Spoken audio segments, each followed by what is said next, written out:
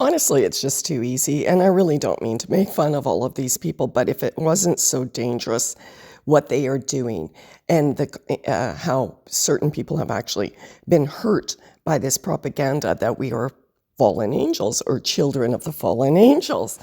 And here she is, this girl right here is supposed to be Rh negative, or so she says. Listen. TikTok Mona, so here's some more information on why we are called fallen angels. Nephilim. If you pause, you can read this right here, and then I'll go ahead and upload something else as well. Okay. So there she goes. She is saying that she's saying that she is Rh negative and she is a fallen angel in Nephilim. And in the last scripture, the last video that I did a breakdown on Genesis 6 and 4. And actually I did it from Genesis 1 to 4, actually 5.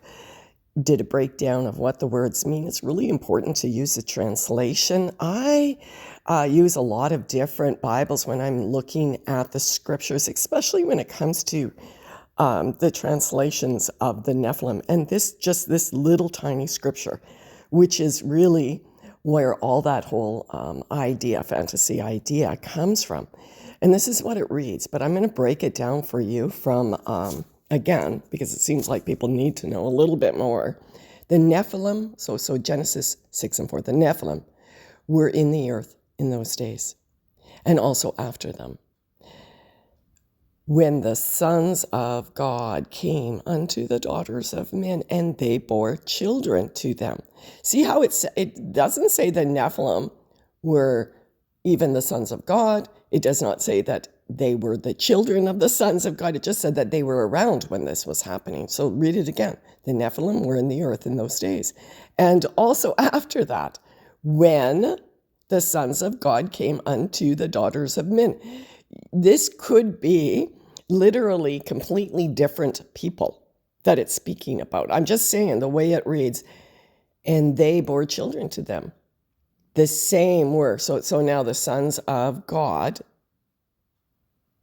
bore children to the daughters of men, the daughters of men bore children. The same were the mighty men that were of old, the men of renowned. In other scriptures, it will say, and they were good rulers. Seriously, I got to show you right from the scriptures so that you understand the manipulation that's happening here and what these actually words mean. This is the breakdown from the Hebrew and Greek words that this is coming from, okay? So this is the word giant. It says, there were giants. This is the King James Version, and King James uses giants for the translation, but it's the Nephal, giants, the Nephal. But this is only in two scriptures to use this one. But it comes from the original translation, and I'll show you that in a minute. But it comes from the original translation, and these are the only two scriptures in the whole Bible, or three, I should say, that use this, but it's Numbers 13:33, and it has it used twice. Okay, so what does this word mean? Does it mean giant?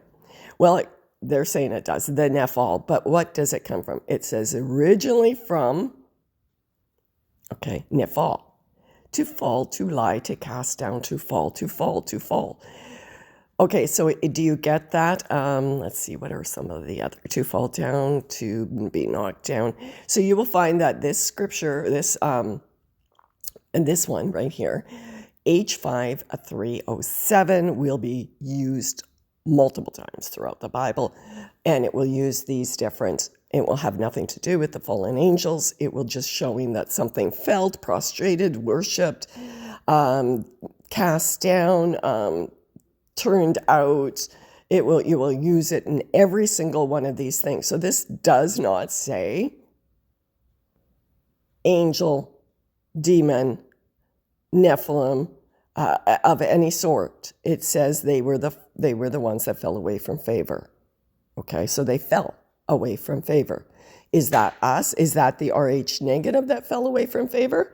Well, we all know that the angels fell, right? Like that's put throughout all scripture. It was the angels that fell, not their offspring that fell. So the fallen ones would be the angels. So it says they were giants. Okay, so they would have been the fallen ones. So we're saying they were the fallen ones. The giants were the fallen ones in the earth in those days and after that. That when the sons of God, now we need to look at this. What is God? What is this? They're using a higher case again. They're using a higher case, which means that it should be Yahweh. It should be the YHWH, but it's not. It's Elohim, plural, ruler, judge, divine one, because any ruler and judge at that time, like Egypt, like all of the other past rulers up until the Hebrews came and tried to make this singular, meant any human being that was ruling over them was considered a god. An angel in Hebrew means messenger. It does not mean ethereal being. It means messenger. Okay, so when it says angel, you have to change that word to messenger. When it says God, you have to change it to ruler, judge. And they believed that they were given the divine ability to rule from God. So they are the divine ones, and they still believe that the queen believes that she is divinely appointed. She isn't, or she's not alive anymore, but she is not a divine being. She's not an angel or a giant, but she is a God ruler. Do you get it? Or she was a God ruler, divine one, appointed by God, or so they believed. Do you understand? We're talking about human beings here. We're not talking about something that is other than a flesh and blood person, okay? So, but there is a separation between their children, as I said, and the children of the people that they ruled over, maybe even in complexion, because this is what happened throughout history that we find through DNA and anthropology, that the rulers were basically all over the world at one time were the same people, the same bloodline. And the people that they ruled over were different breeds of people, different races of people in every single area, and they were not allowed to mate with them. They were not allowed to have children and bear children with them. I found that to be very offensive. So that's why that's scripture. But it says, these rulers, because remember, it's going down, it says, and they became the children to them. The same became the mighty men, which were of old, and sometimes the scripture says, and really good rulers. So this truly scripture that she is pointing in this other, If you could pause and read. absolutely says nothing about anything that she is trying to promote. Or any of you guys, when you're trying to look and say, as soon as you see Nephilim, you just think of something that is magical and can change forms and is reptilian, and like you start all of these fantasies that you've seen on TV, that you've read in books, you're conjuring up, right? And then when we think about angel, well, the angel means messenger. An angel in the Dead Sea Scrolls, it really defines what an angel is. An angel is high priest or priests and messengers of the priests, and things like Michael, Gabriel, all of these different names of angels were placements of high priests, different ordinations of high priests. It was their designated name. I went through in other ones about Mary as well, Mary, Martha, as if you ever watched the show, The Handmaid's Tale, see how they gave the women all a certain name. There was Martha's, and they had all of these names assigned for all of the different people, right?